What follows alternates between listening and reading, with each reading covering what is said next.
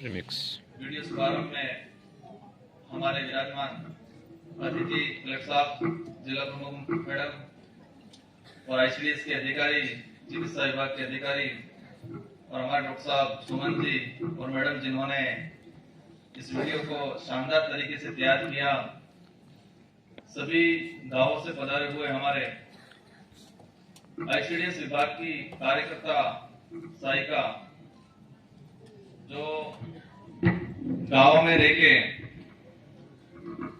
हमारे आने वाले देश का भविष्य निर्माण करने का काम कर रही, जो जिस विषय को लेकर आज हम एकत्रित हुए हैं यहाँ,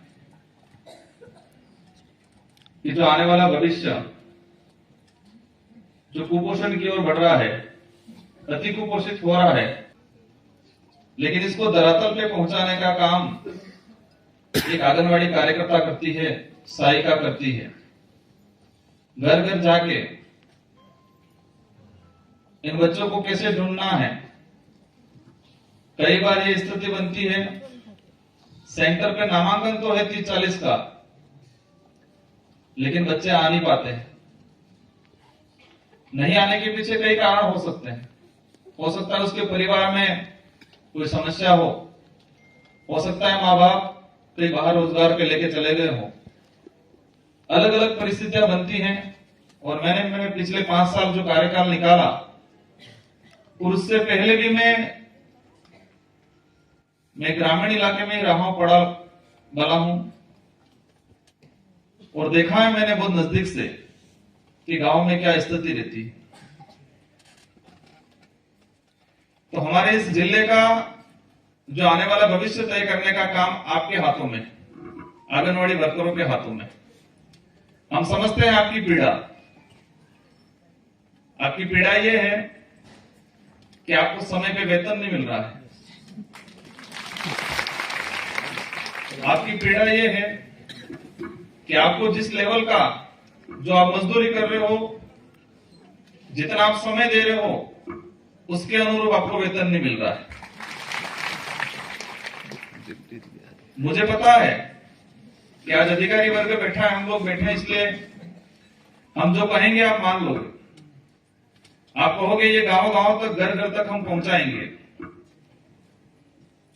लेकिन आप रुचि से काम नहीं कर पाओगे। आज तो कह दोगे आप, अब रुचि से काम इसलिए नहीं कर पाओगे आप कि आपकी आशा अनुरूप, आपकी आवश्यकता अनुरूप आपको सुविधाएं नहीं मिल पा रही। मैं ये बात इसलिए बता रहा हूं आपको, वो कमी हमारी या सरकार की है। हम भी एक सरकार के कई न कई विधायिका के सदस्य हैं, और मैंने पिछले 5 सालों के अंदर भी आपके लगे सरकार तक ये बात पहुंचाई थी, और अब भी पहुंचाएंगे। लेकिन आपसे निवेदन करना चाहूंगा कि जिस उद्देश्य से कलेक्टर साहब ने ये एक वीडियो जारी करवाया है, एक कार्यक्रम आयोजित कराया है, कलेक्टर साहब को भी सरकार पैसा दे रही है, तनख्वाह दे रही है, मुझे भी दे रही है, आपको भी भले कम या लेट दे रही है, लेकिन कुछ दे रही है। लेकिन कलेक्टर साहब के मन में एक पीड़ा है। पीड़ा यह है कि मैं जिस पोस्ट पे बैठा हूं और मेरा जो जिला है, उस जिले के अंदर जो कुपोषण है, बच्चे कई विकलांग हैं, जो वजन होना चाहिए जिस एज के अनुरूप वजन नहीं है, कुपोषण है, कई अति कुपोषित भी हैं। तो हम कैसे सुधार करें, ये इनके अंदर पीड़ा है, और उसी पीड़ा को उन्होंने एक इम्प्लीमेंट किया और एक सुधार करने की कोशिश की है। तो मेरा आपसे निवेदन है कि आपको तनख्वाह कैसे दिलानी है, आपकी जो डिमांड है कैसे रखनी है, वो हमारी जिम्मेदारी, हम प्रयास करेंगे। लेकिन आपकी जिम्मेदारी बनती है कि जिस भावना से आज कार्यक्रम रखा है, उस भावना के अनुरूप आपको काम करना है। करेंगे सब पक्का। मैं 2-3 चीजों पे जाना चाहूंगा। ये जो गवर्नमेंट के द्वारा जो पैकेट आ रहे हैं, 5 प्रकार के पैकेट आ रहे हैं। दलिया आ रहा है, मुरमुरा आ रहा है, एक कोई 3 से 4-5 प्रकार के पैकेट आ रहे हैं, और ये पिछले 3-4 सालों से स्टार्ट हुआ है। इससे पहले गरम पोशाक बनता था आंगनवाड़ी केंद्र पर, और स्वयं सहायता समूह बने हुए थे। उस गांव की महिला गांव के अंदर ही जो गेहूं पक रहा था, गांव के अंदर ही जो सोयाबीन पक रहा था, या गांव या कोई अच्छी दुकान पे जो चावल तैयार हो रहा था, उसको एकत्रित करती थी। एकत्रित करके गरम पोशाक बनाती थी और पैकेट बना के जो गर्भवती दात्री महिलाओं को घर तक पहुंचाती थी। यही था। 3-4 सालों से कंपनी के थ्रू ये पैकेट आए। मैंने इसकी स्टडी की, इस थ्रू आंगनवाड़ी केंद्र तक जाता है, आंगनवाड़ी केंद्र से उस बच्चों तक कैसे जाता है, उस अभिभावक तक कैसे जाता है और उसका उपयोग कितना हो रहा है। मैं खुद कई जगह गया और देखा कि बच्चे खा नहीं रहे। कलेक्टर साहब और आपके आईसीडीएस विभाग के अधिकारी इधर मुंह करके बैठे हुए हैं। पीछे वाला मैं 2 सवाल करना चाहूंगा, सच बताना, डरना मत, क्योंकि उनका आंखें इधर हैं, आपकी तरफ नहीं है। वो नहीं देखेंगे कितने लोगों ने अंगुली खड़ी की है। पहला सवाल ये है कि जो पैकेट जो मिल रहे थे, क्या वो पैकेट अभिभावक अपनी रुचि के अनुरूप घर पे ले जा रहे थे कि नहीं ले जा रहे थे? नहीं ले जा रहे थे। ठीक। सेकंड सवाल ये है कि क्या ये सही है कि इस पोशाक को अधिकतर लोग पशुओं को खिलाते थे? तीसरा सवाल मेरा ये है कि कई बार नहीं ले जाने के कारण आप आंगनवाड़ी के किसी कोने में छुपा देते थे, क्योंकि सुपरवाइजर और आपकी सीडीपीओ आती थी तो वो आपको चिल्लाते थे। तो सही है ये कि वो पैकेट आप किसी कोने में छुपा देते थे? सही। देखो, जब तक हम सच नहीं जानेंगे, हम आज यहां पर आए हैं, इस राजस्थान, इस देश की जो गरीब जनता है वो टैक्स देती है, और उस टैक्स से आप सबको सैलरी मिलती है और मुझे भी सैलरी मिलती है। और आज जो समय है और जो पैसा है उस गरीब जनता का है, और उस पैसे और समय का सदुपयोग नहीं होता है, हम खाना पूर्ति कर लेंगे तो मजा नहीं आएगा, और जिस उद्देश्य से कार्यक्रम कर रहे हैं वो उद्देश्य पूरा नहीं होगा।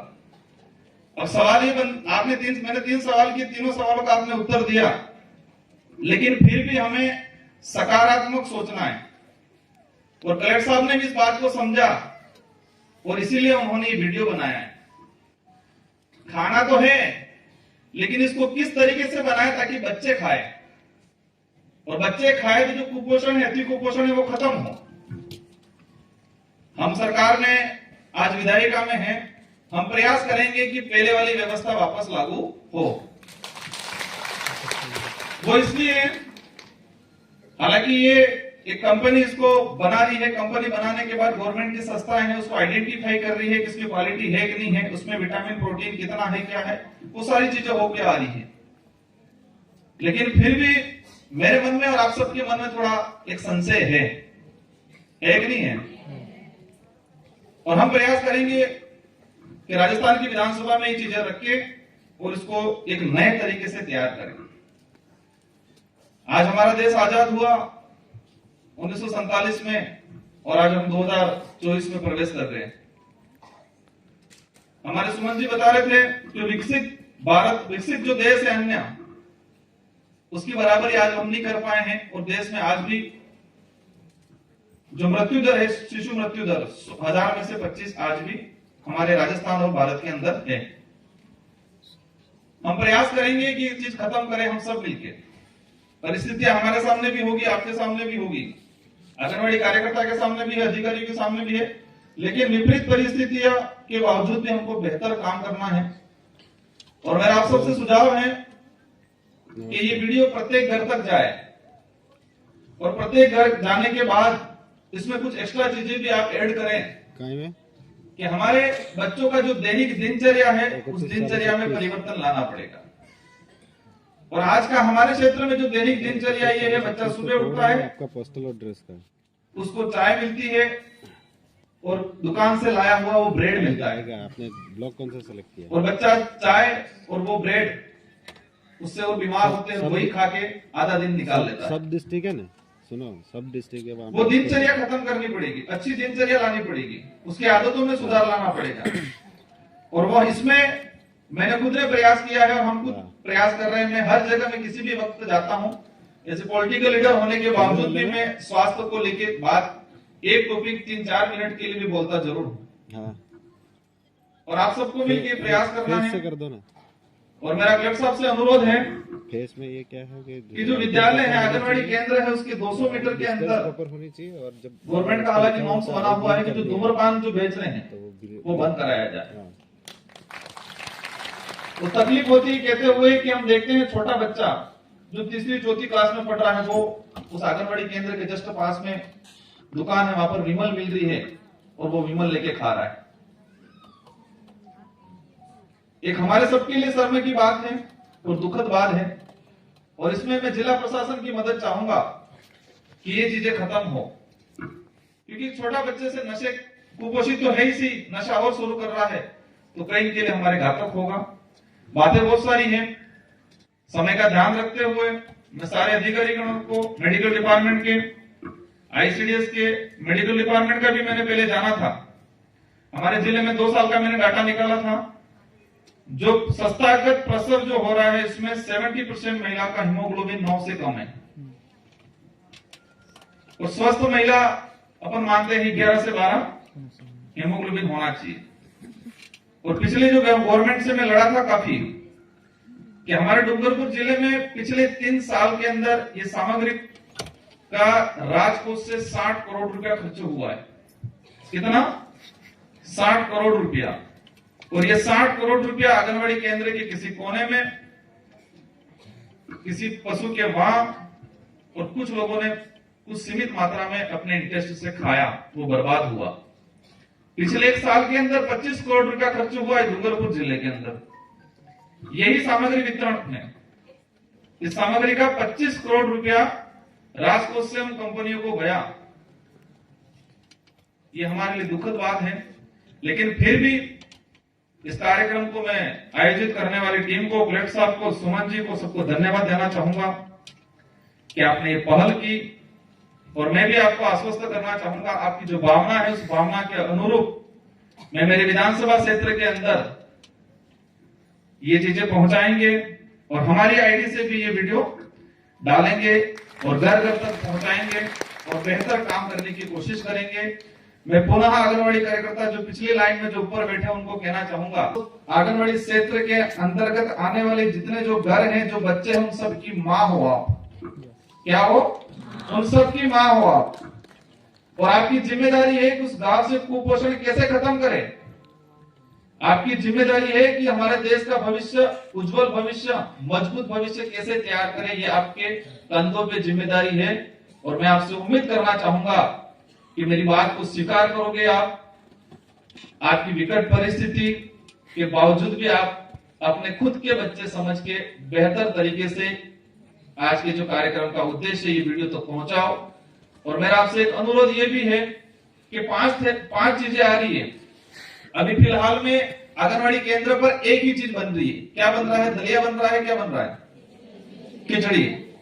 खिचड़ी मात्र बना के खिला रहे हो, बाकी चीजें वो पैकेट घर पे जा रहे हैं।